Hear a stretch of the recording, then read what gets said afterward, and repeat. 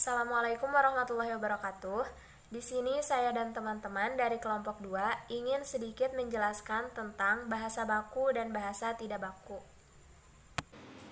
Di sini saya akan membacakan latar belakang penggunaan bahasa Indonesia yang baku. Latar belakangnya yaitu bahasa Indonesia merupakan alat yang digunakan manusia untuk berkomunikasi dengan sesama anggota masyarakat lain. Pemakaian bahasa itu. Bahasa bisa berisi pemikiran, keinginan, atau perasaan yang ada pada diri si pembicara.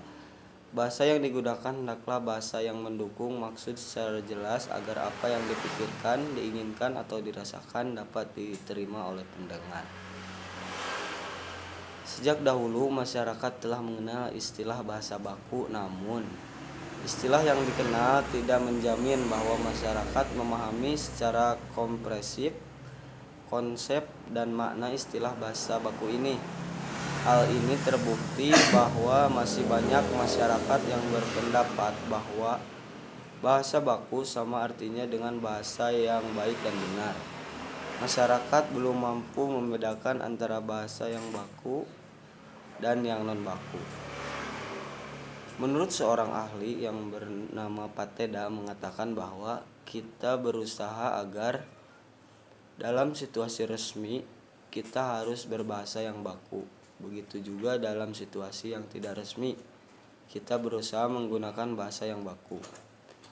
Alwi 1997 tanggal 30. Bahasa baku menghubungkan semua penutur berbagai dialek bahasa itu. Dengan demikian, bahasa baku mempersatukan mereka menjadi satu masyarakat bahasa dan meningkatkan proses identifikasi penutur orang seorang dan seluruh masyarakat itu.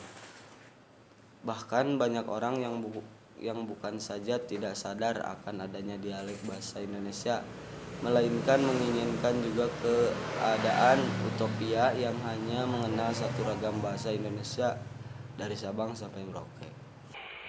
Pengertian kata baku secara umum adalah sebuah kata yang digunakan sudah sesuai dengan pedoman atau kaidah bahasa yang ditentukan. Di Indonesia, kata baku umumnya sering digunakan untuk kalimat yang resmi, baik itu dalam suatu tulisan maupun dalam sebuah pengungkapan kata-kata.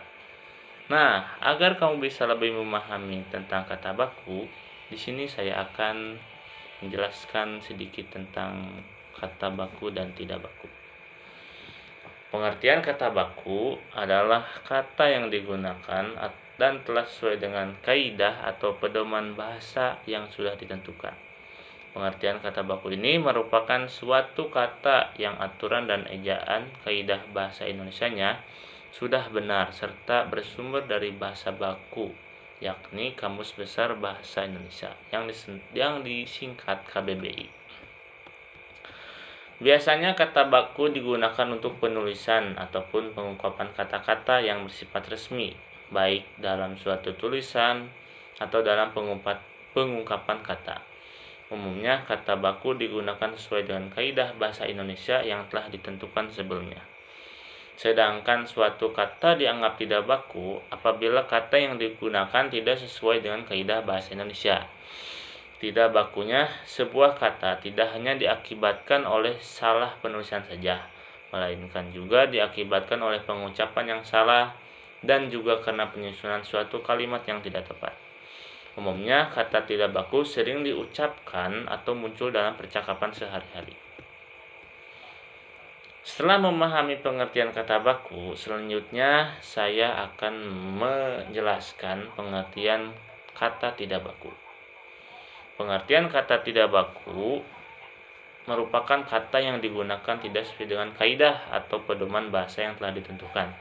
Umumnya kata tidak baku sering digunakan dalam percakapan sehari-hari atau dalam bahasa tutur. Ada berbagai faktor yang mengakibatkan kata-kata tidak bisa terucap, di antaranya yang menggunakan bahasa tidak mengetahui bentuk penulisan dari kata yang dimaksud, yang menggunakan bahasa tidak memperbaiki kesalahan dari pemakaian suatu kata. Inilah yang mengakibatkan tidak baku selalu muncul. Ciri Ciri-ciri bahasa baku. Bahasa baku terbagi menjadi 3, yaitu 1. Ragam bahasa baku memiliki sifat kemantapan dinamis yang berupa kaidah atau aturan yang tetap. Baku atau standar tidak dapat berubah setiap saat. 2. Memiliki sifat kecendekian perwujudannya dalam kalimat, paragraf, dan satuan bahasa lain yang lebih besar mengungkapkan penalaran atau pemikiran yang teratur, logis, dan masuk akal. 3. Baku atau standar beranggapan adanya keseragaman. Proses pembakuan sampai taraf tertentu berarti proses penyeragaman kaidah, bukan penyamaan ragam bahasa atau penyeragaman varian bahasa. Namun secara umum, ciri-ciri bahasa baku adalah 1. Tidak dipengaruhi bahasa daerah. 2. Tidak dipengaruhi bahasa asing. 3. Bukan merupakan ragam bahasa percakapan atau bahasa sehari-hari. 4. Pemakaian imbuhan eksplisit. 5. Pemakaian hubungan kata sesuai dengan konteks kalimat. 6. Tidak rancu. 7. Tidak mengandung arti pleonasme atau berlebihan. 8. Tidak mengandung hiperkoreksi atau pembaikan secara berlebihan.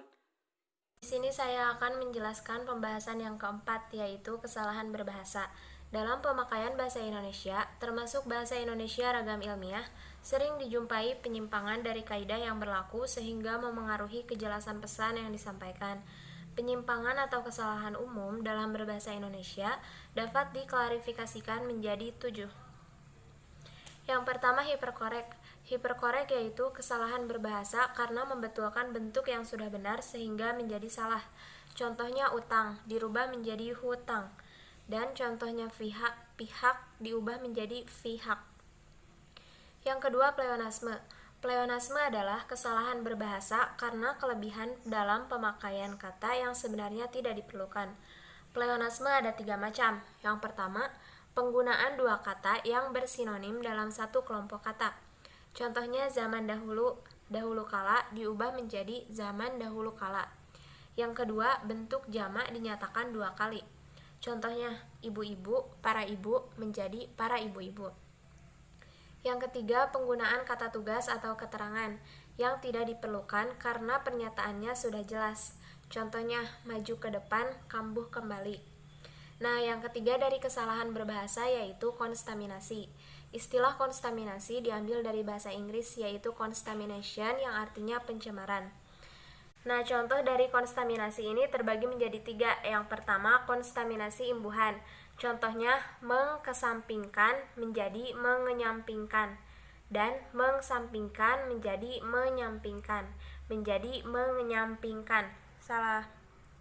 Yang kedua, konstaminasi prase. Contohnya berulang-ulang, berulang kali menjadi berulang kali. Salah. Yang ketiga, konstaminasi kalimat.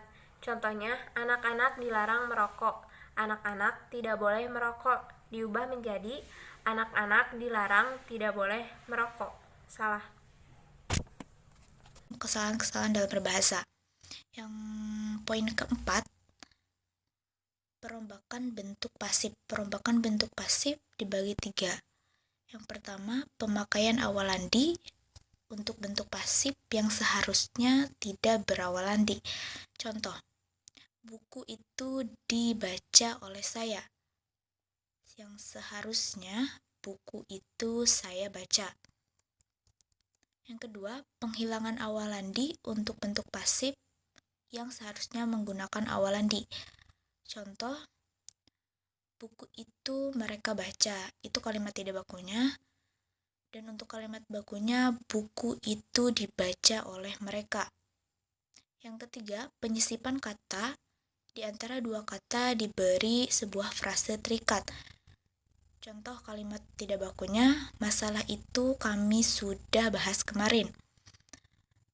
Seharusnya masalah itu sudah kami bahas kemarin.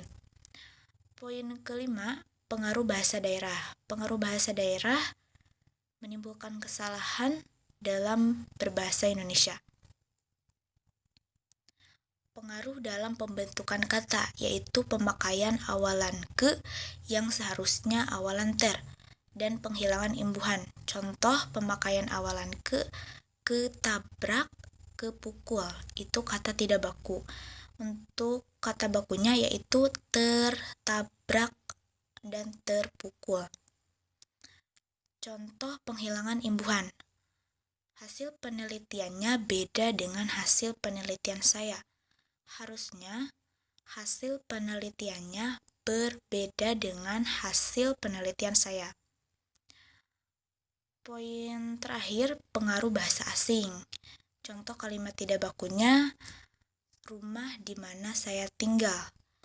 Kenapa menjadi tidak baku? Karena meniru struktur dalam kalimat bahasa Inggris yang kalimatnya the house where I live. Jadi dapat kita simpulkan bahwa bahasa baku menghubungkan semua penutur berbagai dialek bahasa itu.